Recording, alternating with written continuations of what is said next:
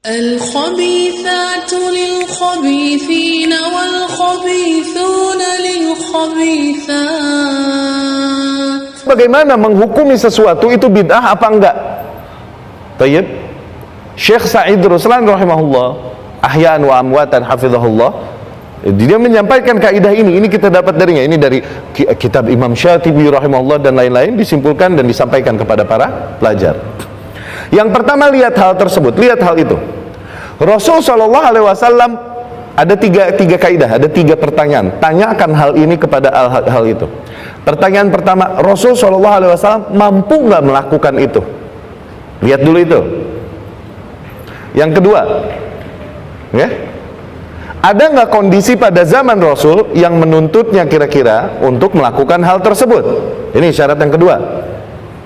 Yang ketiga, setelah itu semua, adakah riwayat yang mengatakan bahwasanya Rasul melakukan itu? Tuh, tiga. Sekali lagi. Yang pertama, apakah Rasul mampu melakukan hal itu? Ya kan? Yang kedua, adakah kondisi kira-kira yang menuntut Rasul, situasi yang menuntut Rasul untuk melakukan hal itu? Yang kedua, ya. Yang ketiga, setelah semua itu, adakah riwayat yang mengatakan bahwa Rasul melakukan hal semacam itu? Gitu. Kasih contoh, selalu saja kaidah akan lebih difahami dengan contoh. Apa yang mau dihukumi? Transfer Yasin, transfer Al-Fatihah, sorry. Yang ini kirim-kirim Al-Fatihah buat yang unik. Oke. Apakah Rasul dapat melakukan itu? Yakni Rasul kalau mau baca Al-Fatihah bisa nggak? Oke. Kemudian kira-kira ada nggak kondisi yang menuntut Rasul untuk melakukan hal itu? Ada nggak orang-orang yang kira-kira pantas Rasul kirimin Al-Fatihah, yang mati berjuang membela agamanya sehingga pantaslah dia Rasul kirimin Al-Fatihah? Ada nggak? Tayyib. Setelah itu semua, yang ketiga, ada nggak riwayat yang bilang bahwasanya Rasul kirimin Al-Fatihah? Tidak ada, maka sama dengan bid'ah. Asyik? Ini ajib kaidah, ente hafalin di luar kepala yang ini sangat hafal, bukan nggak masuk ya akhi. Tayyib. Lagi, kasus lagi. Bacain Yasin buat yang meninggal. Oke?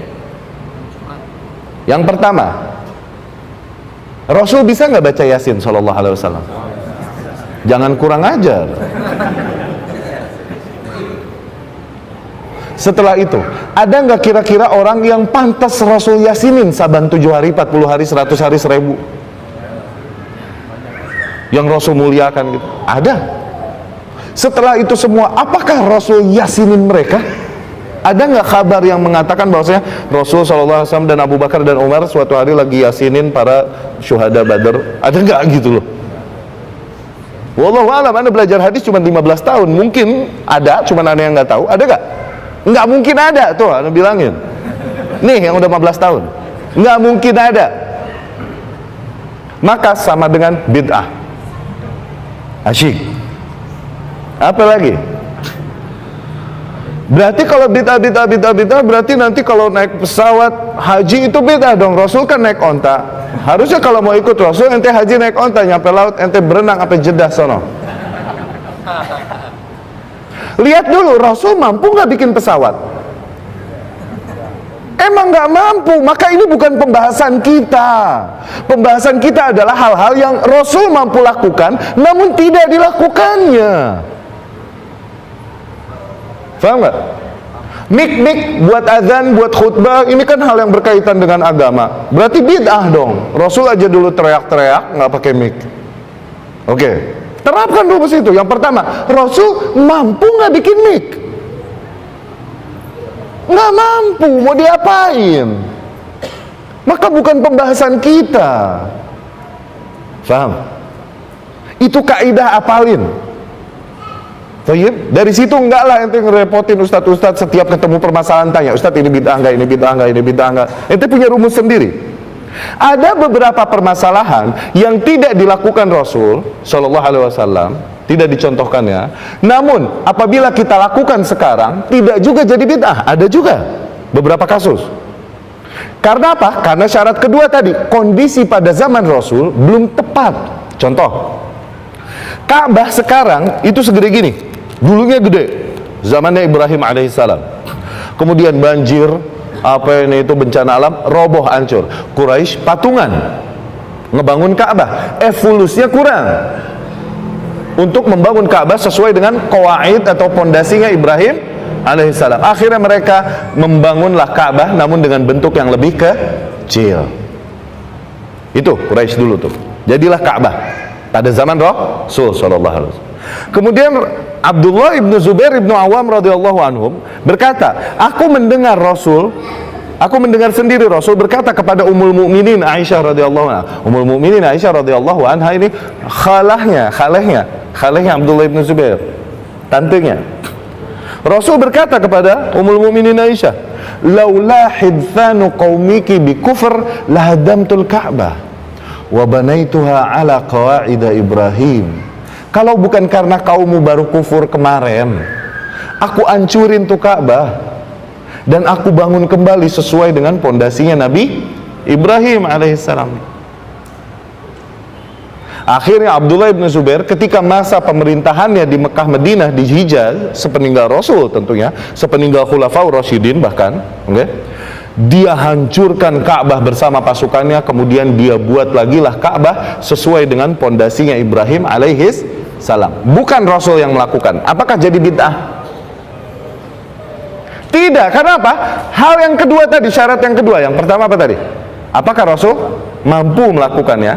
Yang kedua, ada nggak kondisi yang kira-kira menuntut Rasul? Ya, ini kondisinya tepat nggak? Situasinya tepat nggak? Waktunya tepat nggak untuk melakukan hal itu? Rasul dulu belum melakukannya. Karena apa? Kondisinya belum tepat. Dan ada pernyataan dari Rasul bahwa andai saja tepat, aku lakukan hal itu. Maka pembangunan Ka'bah lagi, kalaupun tidak dilakukan oleh Rasul, tidaklah bid'ah. Lagi, jumroh, tahu jumroh? Yang pernah haji, yang disambit tuh, jumroh, oke? Aneh ngeri kalau anak-anak SMA Indonesia haji. Jumroh harusnya berapa biji, dia sambit 100. Kenapa? Jago tawuran dia sambit-sambitan.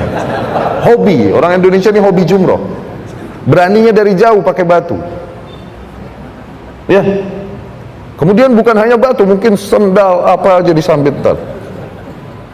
Jumroh dulu zaman Rasul sallallahu alaihi wasallam itu kecil, setiang. Segitu. Oke. Sekarang jumroh nih yang disambitnya itu tembok gede, panjang, kemudian bertingkat-tingkat. Dulu zaman Rasul SAW, apakah Rasul mampu melakukannya? Syarat pertama, Rasul mampu nggak kalau mau bikin tiang ini jadi tembok? Mampu nggak? Mampu, nembok doang. Nembok, zaman dulu juga bisa orang bikin rumah pakai apa? Rasul kalau mau nembok mampu nggak sallallahu alaihi wasallam? Tapi tidak dilakukannya. Nah, kemudian apabila kita lakukan sekarang, apakah jadi bid'ah? Lihat maslahat yang umum. Bayangin gimana sekarang kalau jumroh masih segede gini. Terus alay-alay Indonesia haji yang suka sambit-sambitan dari jauh, yang putih abu-abu. Apa yang terjadi? Madarat yang besar, maka tembokin deh. Tayyib. Ini rumus hafalkan. Ada lagi beberapa, itu Rasulullah SAW tidak menyusun Al-Quran. Tayyib, Utsman bin Affan radhiyallahu anhu, dan ini ijma, kesepakatan umat ketika itu. Dan apapun yang dilakukan Utsman, karena dia Khulafaur Rasyidin, jadilah sunnah. Karena Khulafaur Rasyidin punya sunnah sebagaimana Rasul sallallahu alaihi wasallam. Rasul sendiri yang menegaskan, alaikum bisunnati wa sunnah al-khulafa ar-rasyidin min ba'di. Tuh, berarti Khulafaur Rasyidin punya sunnah. Rumus itu hafalkan. Fahami makna sunnah dan lain-lain. Afwan, karena waktu yang mendesak, tidak habis. Tidak kita lihat ada pertanyaan yang masuk. Ya, ada pertanyaan yang masuk? Taib, insyaallah udah pada jago. Ustaz, ini Ustaz. Enggak, pertanyaan yang masuk ditulis. Tadi udah dibilangin suruh tulis. Taib, aku lu qauli hadza wa astaghfirullah li wa lakum. Terima kasih atas perhatian dan waktunya. Semoga dapat difahami apa yang disampaikan. Ingat, sungguh berbeda keutamaan seorang pelajar yang datang membawa pena dan kertas dengan pelajar yang datang nyender. Demi Allah beda. Ente pikir keutamaannya sama? Bawa, kalaupun kau tak dapat tangkap apapun, kalaupun mungkin tanganmu sudah skizofrenia, begitu. Bawa, cari keutamaannya, cari keberkahannya. Allah akan lestarikan ilmu itu di dadamu insyaallah. Subhanakallahumma rabbana wa bihamdika asyhadu an la ilaha illa anta astaghfiruka wa atubu ilaik. Assalamualaikum warahmatullahi wabarakatuh.